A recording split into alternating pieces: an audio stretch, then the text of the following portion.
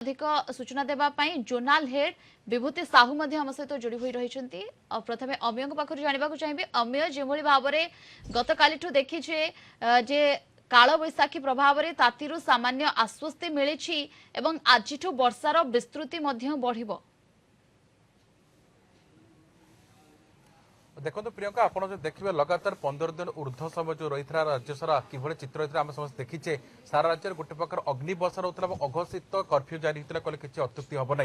जो देखिए गतकाली काल बैशाखी सारा राज्य गोटे प्रकार आश्वस्ति आनी खास कर उत्तर दक्षिण उपकूल में ये तापमात्रा सीधा सड़क प्रभाव पड़ी अर्थात ऊपर मुहां पारद बर्तमान निम्नगामी होती ब्रेक लगी पाखापाखि 9 तारिख पर्यंत एभली स्थिति लगी रही 9 तारिख पर हुए पागरे परिवर्तन आसपे यही समय भितर अर्थात 9 तारिख पर्यंत पाखापाखि दिन तापमात्रा 3 ରୁ 6 डिग्री पर्यंत ह्रास पाए अनुमान किंतु प्रियंका ये आपको आउ गोटे कथा कही रखा चाहिए जे आभ्यंतर ओडिशा एवं पश्चिम ओडिशा रे एथिरे निस्तार मिलना अर्थात यही अंचल ग्रीष्म प्रभाव देखा मिलवानी अनुमान किंतु प्रियंका जब आप देखिए आज 6टी जिला को ऑरेंज अलर्ट जारी कराई गंजाम गजपति कंधमाल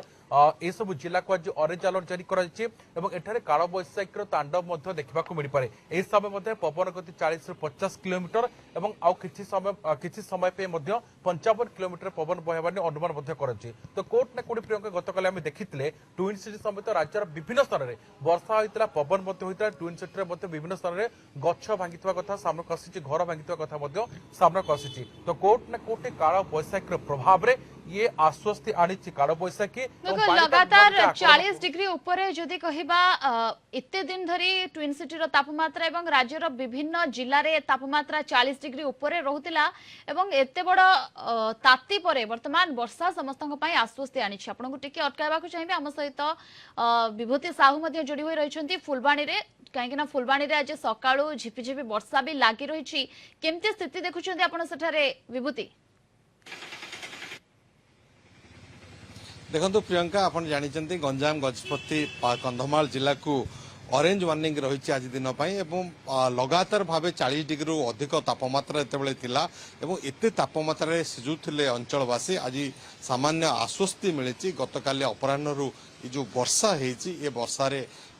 बेस जीवजगत आश्वस्ति लाभ करचंती जदियो घर बाहर संभव हो नहीं किंतु समस्त भितर गोटे जो गरम को लेकिन जो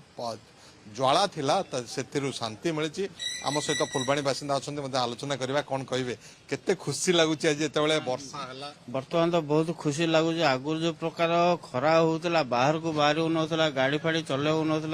रुमाल बांधिकी जावा आसा करने पड़ता किंतु एबे जो प्रकार काली मेघुआ पाग कर वर्षा हो झिपिझिपि वर्षा हो बहुत खुशी लगुच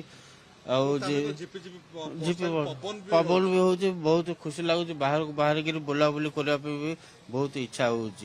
तेणुक एमती जदि केते दिन चली था बहुत खुशी लगे कष्ट होता गत किसी दिन धर जो गरम 40 डिग्री अधिक तापमात्रा माने घर तो बाहर को बाहर होना जदि कम थे बाहर को जबरदस्त हो बाहर को बाहर पड़ूला तेणुक एमती केते दिन रही भल था आम भावुचु 4-5 दिन धरिकी एमती पाग रहिबो गोटे आश्वस्ति आसुची बोली कहि हां आम भावुचु रही भल होता जदि 15 दिन मास एमती रही आहुरी उपकृत होता कंधमालवासी। धन्यवाद आपण शुणुले प्रतिक्रिया नौथिले फुलबाणी बासिंदा समस्ते खूब उत्साहित अछंती वर्षा हेउछि झिपिझिपि वर्षा रे जो 40 डिग्री ऊपर सब सहर रे तापमात्रा रहुतिला ये गोटे बड़ आश्वस्ति आनी दैछि एही ग्रीष्म समय रे।